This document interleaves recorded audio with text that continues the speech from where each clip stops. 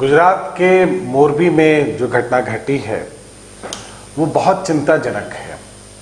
आप सबको पता होगा, जब यहाँ छठ की धूम मची हुई थी उस वक्त गुजरात के मोरबी में पुल हादसा हुआ। केबल पर वो पुल टिका हुआ था, 100 साल से ज़्यादा पुराना वो पुल था। वो पुल अचानक टूट गया और उस पर जो लोग थे, और चूँकि वो टूरिस्ट के लिहाज से बहुत आकर्षक जगह थी वो, तो उस पुल पर बहुत सारे लोग थे। जहाँ लोग ये कहते हैं कि 100 लोगों को होना चाहिए था उस रोप पुल पे, लेकिन करीब 400 लोग उस पर थे पुल पर। वो पुल टूटा और पुल टूटने के बाद सारे लोग नीचे नदी में चले गए, और रात का समय था तो बचाव बहुत तेजी से हो नहीं पाया और 134 लोगों की मौत हो गई। एक बड़ा हादसा हम कह सकते हैं देश के लिए, और इससे कई सबक हैं।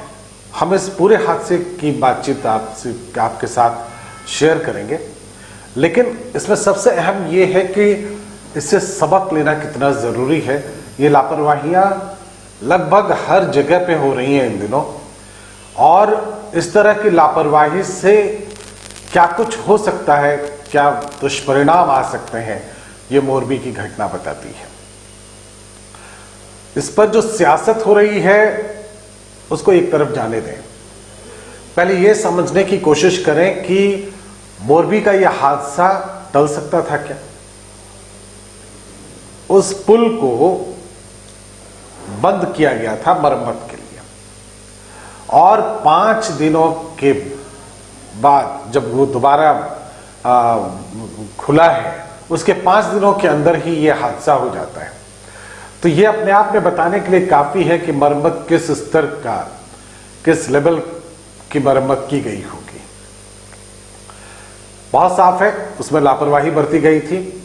पुल पे 100 लोगों को होना चाहिए था, 500 लोग थे। और एक बात आप यकीन के साथ जान लीजिए कि चाहे कहीं का भी प्रशासन हो, इस तरह के हादसे के बाद जो पहला काम वो करता है कि वो इससे पल्ला छुड़ाता है। पल्ला उसने इस तरह छुड़ाया कि कोई कह रहा है कि साहब यहाँ परमिशन नहीं ली गई थी, कोई कह रहा है कि अभी तो खुलने की इजाज़त ही नहीं मिली थी, कैसे हो गया। ये तमाम अधिकारियों के बीच वो फाइलें, वो दस्तावेज, वो बयान घूम रहे हैं। ये कमोबेश पूरे देश में स्थिति यही रहती है। तो मोरबी की घटना के बाद भी वही सब कुछ दोहराया जा रहा है, लेकिन जो बात नहीं दोहराई जा सकती, जो बात वापस नहीं लौट सकती, वो ये है कि 134 लोगों की जानें वापस नहीं लौटेंगी। तो वो लापरवाहियां क्या थी, वो लापरवाहियां किस तरह की थी, उस पर गौर कर लीजिए। और अगली जगह जब आप किसी टूरिस्ट प्लेस पर जाइए तो आप खुद भी एक बार चेक जरूर कीजिएगा, क्योंकि आप टूरिस्ट प्लेस पर जाते हैं अच्छी चीजों को देखने के लिए, अपनी जान गंवाने के लिए नहीं जाते हैं। तो अच्छी तरह से पहले परख लीजिएगा खुद से कि वो सारी चीजें सही हैं जिस पर आप जा रहे हैं। ये केबल पर आधारित, केबल पर टिका हुआ एक पुल था। आप देखेंगे देश के कई हिस्सों में केबल पर टिका हुआ ये सब पुल है।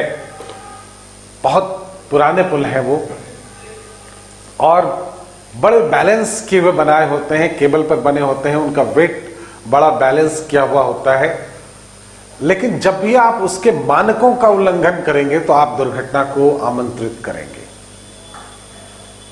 तो उसके मानक का उल्लंघन हुआ है, और इसके लिए जो 9 लोग गिरफ्तार किए गए हैं, अभी तक 9 लोग गिरफ्तार किए जा चुके हैं। उन एजेंसीज के लोग, ये उस एजेंसीज के लोग हैं जो उसके रखरखाव के लिए जिम्मेदार थे, जो उसके मरम्मत के लिए जिम्मेदार थे। ये 9 लोग गिरफ्तार किए गए हैं, लेकिन बहुत स्पष्ट है कि मानकों का ध्यान नहीं रखा गया, तभी यह हादसा हुआ। चूंकि वहां चुनाव है, अब इस पर राजनीतिक बयानबाजियां होंगी। ये बताया जाएगा कि साहब क्यों ऐसा हुआ, और पहले गिरफ्तार क्यों नहीं किया, और बाद में गिरफ्तारी क्यों हुई, या किसे ठेका दिया गया, किसे नहीं दिया गया। लेकिन उन 134 लोगों की जानें इन सब बातों से नहीं लौटेंगी और उनके परिजनों का हाल इसके बाद भी नहीं बदलेगा।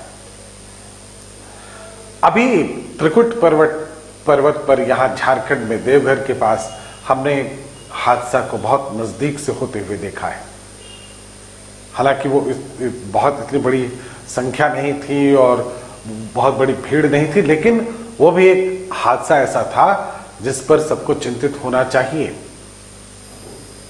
आज के दिन पर ये रोपवेज जितने हैं या रोप पुल जितने हैं वो कितने सुरक्षित हैं, इस पर चर्चा की जानी चाहिए।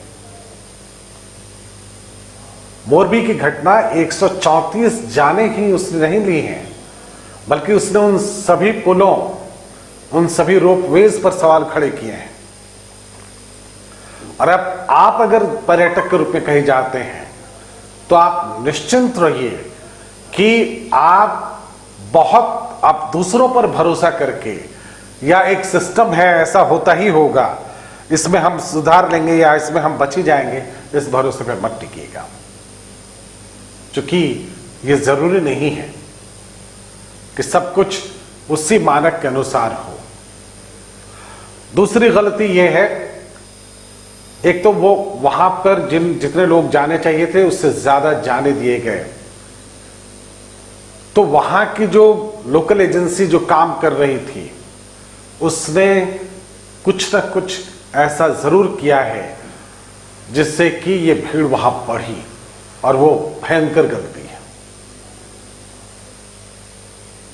और अगर ये और हमारी तरफ से गलती ये है, आम जनता की तरफ से गलती ये है कि हम भी बहुत हड़बड़ी में होते हैं, हम अपनी जान जोखिम में भी जान डालकर कोशिश करते हैं इन सब में आगे निकल जाने की।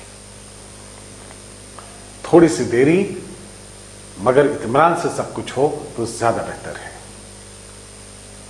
अब जितने जाने गई हैं, दोष उनका नहीं है, उनका दोष सिर्फ इतना है कि उन्होंने एक बने बनाए सिस्टम पर भरोसा कर लिया। उन्होंने मान लिया कि एक जो सिस्टम है वो बहुत फुल प्रूफ है, उसमें उनकी जान बड़ी सुरक्षित है, उसमें वो रोमांच का आनंद ले सकते हैं। ऐसी कितनी घटनाएं विदेशों में होती हैं, आप कभी बताइए। ये तो कुछ भी नहीं था। कई सारे एलिवेटर हैं जो पूरे विश्व में कुछ ऐसे से खतरनाक राइड्स हैं जिसको देखकर आपको डर लगता है, लेकिन वहां हादसे नहीं होते। लेकिन एक सिंपल पुल टूट जाता है और 134 जाने चली जाती है। एक रोप वे उलझ जाता है और घंटों तक सांसें अटकी रह जाती हैं कुछ लोगों की हवा में। तो हादसे सिर्फ यही नहीं है कि हादसे देखें और संवेदना व्यक्त करने के लिए नहीं है, हादसे सीख भी है। इससे सीखिएगा जरूर, क्योंकि आप भी पर्यटक के तौर पर कहीं ना कहीं तो जाते होंगे। आप भी पर्यटक के रूप में वो सारी गलतियां करते होंगे जो इन लोगों ने की हैं। ये आपका सौभाग्य है कि आपके साथ हादसे नहीं हुए, इसलिए अलर्ट रहें, खुद को तैयार रखें। ये पूरा का पूरा सिस्टम ये बताता है कि वहां जो भी व्यवस्था थी वो पूरी तरह से ध्वस्त थी। वहां के प्रशासनिक अधिकारियों को तत्काल प्रभाव से इसके लिए जिम्मेदार ठहराया जाना चाहिए। दोष कंपनी का नहीं है, दोष उस कंपनी पर भरोसा करने वालों का है। पहले वहां के प्रशासनिक अधिकारियों को पकड़िए, किन हालातों में उनको परमिशन दिया जाता है, क्यों दिया जाता है, ये बेहद जरूरी है। और हम उम्मीद करते हैं कि गुजरात की सरकार इतनी जवाबदेही जरूर दिखाएगी ताकि पूरे देश में ये भरोसा कायम हो सके।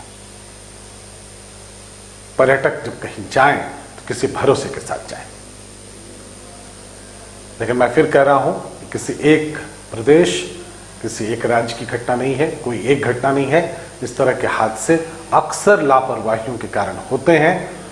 संवेदनशीलता की कमी भीड़ को देखकर भी न चेतने की कमी, ये जो जागरूकता है, जब भी आपकी कम होगी तो आप एक बड़ा नुकसान कभी भी उठा सकते हैं।